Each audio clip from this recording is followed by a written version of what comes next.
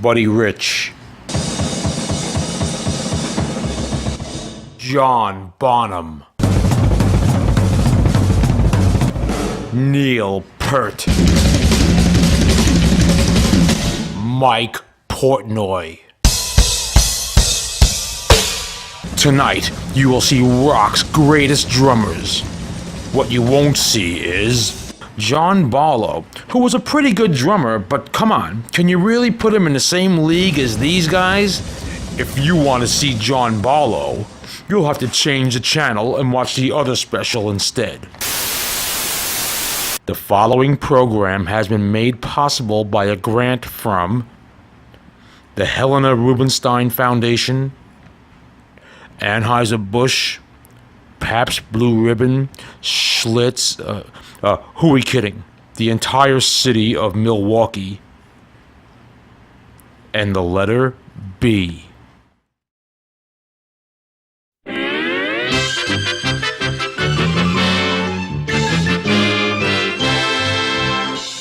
John Barlow. Holy sh**, I'm 50? After only 1 year of marriage, Jack and Joan Barlow decided that living a stress-free, quiet life was not for them and planned to have a baby. Nearly 8 months into her first pregnancy, the couple would not do anything to jeopardize the health and well-being of their unborn child. After being warned by doctors about the harmful effects of nicotine on fetuses, Joan complied and said she would just have to take that risk. To completely understand the legend that is John Barlow, we must go back to the very beginning. Alright, Miss Barlow, we're about to deliver your first baby. We're going to have your husband here helping us out. He's going to be a great help. It's going to work out just fine. Are you ready? Okay, here we go. Are you ready? We're going to start pushing at the count of 3. 1, 2, 3. Come on, I don't see nothing. Come on.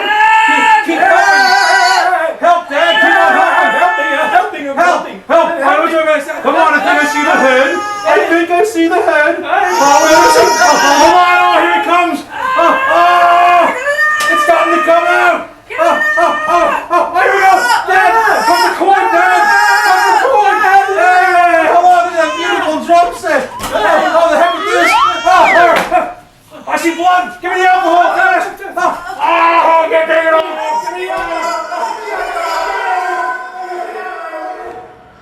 After a routine, non-eventful birth, John's roadmap to life had been clearly plotted. A joy to be around when he was brought home. By his first birthday, he was a toddler who knew what he wanted. And when he did not get that lawn chair with matching umbrella that he had hoped for, the Barlows ran out and fulfilled his wish. It was sure great to be the king. Until the Queen arrived. Regardless, he made the best of it when Jackie was around. He escaped for time alone with his boat until he had realized that boats are only for 50-year-old men whose lives are approaching the end of days. Since baby Jackie was too lazy to walk or eat without help from her parents, they bought John a dog and named him Robin so he would have someone to play Batman with. Jackie couldn't wait for the day when John would be potty trained so they wouldn't have to stick to the plastic on the furniture anymore. But John had the last laugh. He had many friends who couldn't control where they peed either. And no one ever questioned why the pool water was always so golden. Christmas was a wonderful time when John would get toys which would lead him to future interests. Mom and Dad felt John was getting too much attention around the house and asked him to play with his sister more often. He eventually made more friends, and John's plan was to play more manly sports so his sister would be excluded. He wasn't tall enough for basketball, so he tried out for baseball. He quickly lost interest after he found out that he had to have his own balls. Life at the Barlow house was just fine, at least until Christmas 1967 when John got a Ouija board. The consequences began almost immediately. The Barlows had lost their house, and then their car. But none of that fazed Joan and Jack's outlook on life. They had the family they had always wanted, and that's all that mattered to them. As John grew into his teens, he realized that there was a lot more to life than homework and chores. Party time! Ba-ba! He began hitting the discos for some quick boogie-down action, but made a lot of enemies when he got too big-headed. John got a job at Ford as a mechanic. I remember when you're working for Ford there and you learn how to save all the parts you never put back on cars, so you can save a lot of money that way. And the cars were much lighter, get better gas mileage. His boss wasn't as impressed as his dad was, so he fired him. To keep John busy, Dad bought John some percussion instruments. Once upon a time, there was a little boy who liked to bang on things, all kinds of things. Then his parents finally decided to get him a drum set. They spared no expense. When he got this drum set, he decided to set off looking for gigs. John was going on audition after audition when he finally joined a completely obscure cover band called Candy and the Persuaders. They played gigs from Brooklyn's Weedstock Festival to Richie Curtin's backyard to Top of the Town in Huntington, where it all came to an end. It seemed like the rock and roll life was not all it was cracked up to be.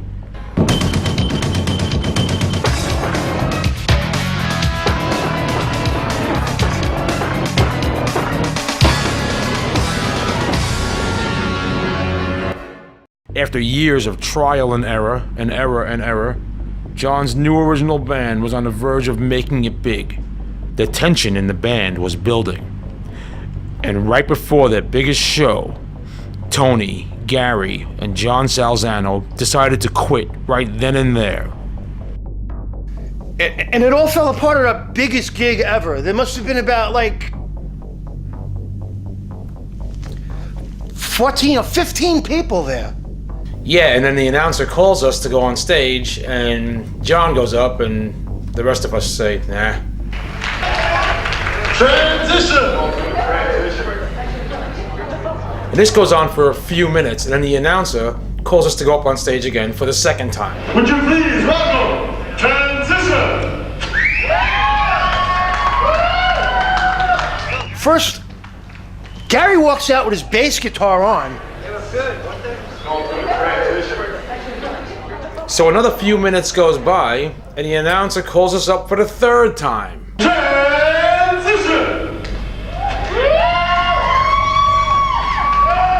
Come on, guys, that's 3 welcomes in. Then Tony just walks out and And then I realize it's Friday night at 8:30, and if I don't get home in a half an hour, I'm gonna miss the new episode of Full House.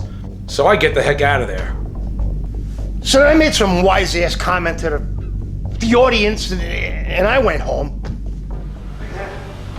Good evening. We'd like to thank nobody for showing up. So there's Sean on the stage all by himself, all alone. So what does he do? He improvises and plays the biggest drum solo of his life.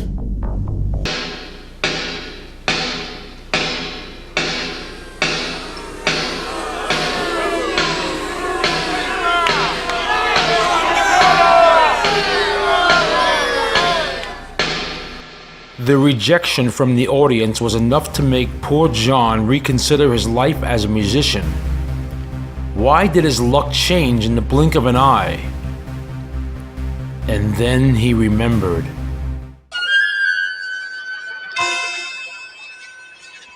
Anyway, so after that, he never picked up another drumstick in his life except for Thanksgiving frickin' dinner.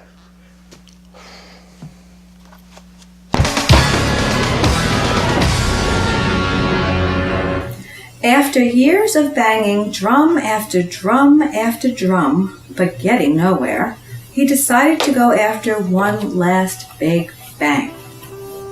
John's wedding was the most important day of his life. He had finally found his soulmate. Pearl was everything he had ever dreamed of. They had bought a wonderful house, and No, not that one. There you go. And the family life was just the tops, especially with their new children, Tom and Tom. With the rock star dream out of the window, John had to make a living to support his family. He took a job as a carpenter and was doing a fantastic job. Excited to start the new job, he had his morning coffee. Everything was going so well. The coffee really began to kick in when John hammered and measured. Next thing he knew, he was on an unexpected break and was let go.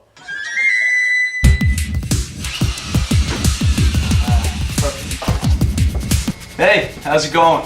He decided to host a home repair program.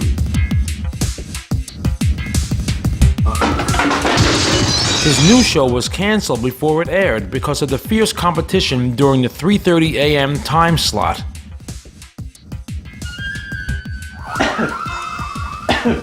Earl could no longer stick around after all of these disappointments. She picked up the kit and left John behind. As it turns out, John just couldn't handle the drums, so he took up an instrument that was more on his level, the kazoo. When John heard about Simon Cowell's new show, Kazoo Idol, he jumped at the chance to audition.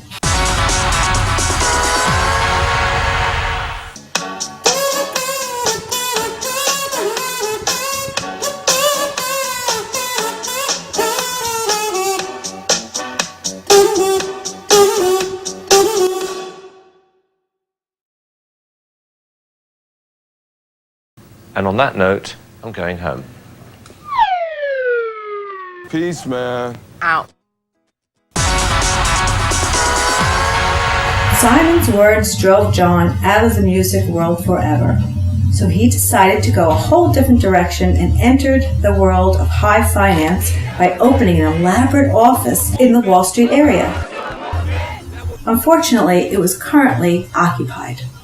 So he improvised. While working out of his truck, John got a ticket for occupying a parked commercial vehicle in a residential driveway. So he retreated to the only place he had left to relax and forget about all of his problems. This is my brother's new boat. He got it last summer. This is his little sanctuary. Comes here, he goes fishing, takes it out on nice rides. Loves it, loves it. If anything ever happened to this boat, he'd be absolutely devastated. It's his new pride and joy, and we're really proud of him that he has it. He doesn't let me go on it that much because he thinks I'm a little careless, but I don't know where he gets that from. But anyway, I'm so glad he has a new hobby, and very proud of him, like I said, and I love it. It's the beauty of a boat. Good? You got it? Okay. Oh no!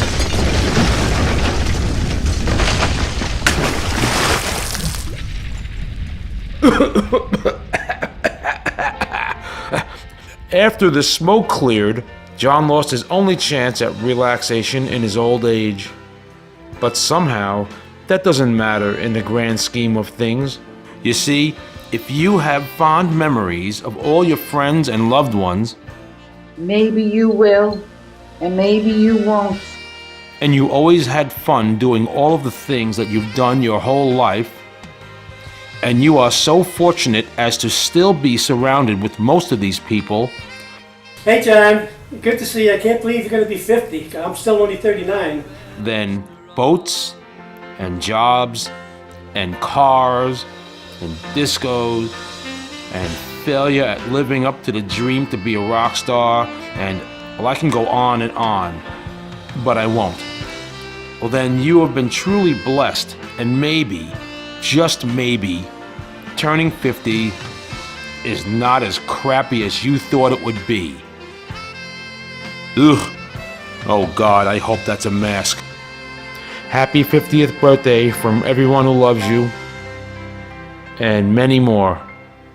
And because it is John's 50th birthday, we will make this one-time exception and consider him one of rock's greatest drummers.